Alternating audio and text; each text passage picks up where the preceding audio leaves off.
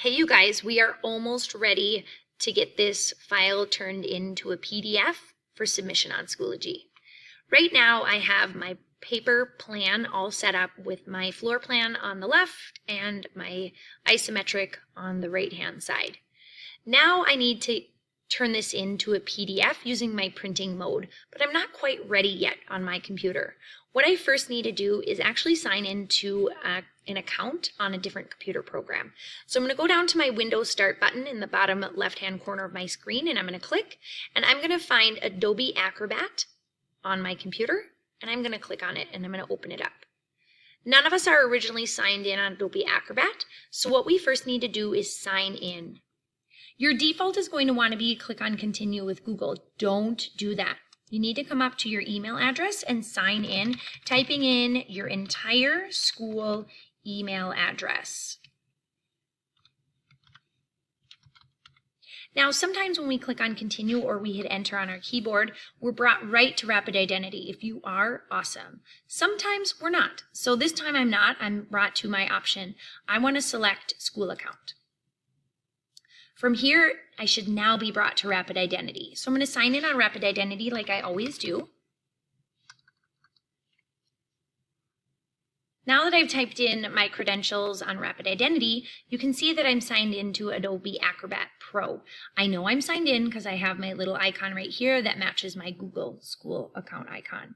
I don't want to close out of Adobe Acrobat. I'm just going to leave it running in the background. You can click to see that you're signed into your school account. Great. So now I'll just click on Revit to switch back over. Next thing I need to do is I'm actually going to print a PDF. So I go to the word File, and I choose Print.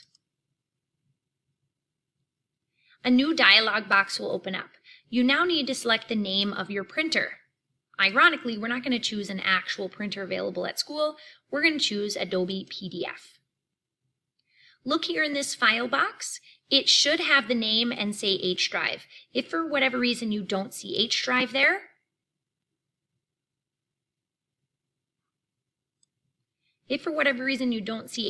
right there, check with your teacher.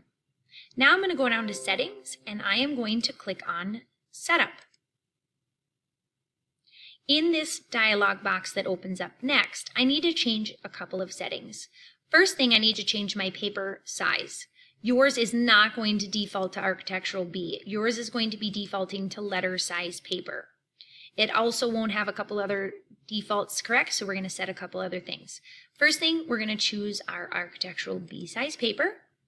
We're going to click on Zoom, and we want to choose Center. If yours aren't set that way, change Zoom first, change Center next. Then click on OK. Now we're all done setting up our document. We can click on OK. A new box should appear.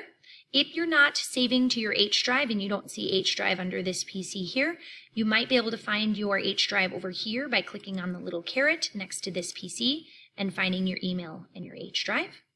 Click on that. And then I want to keep my file name as Shed Edit Fall.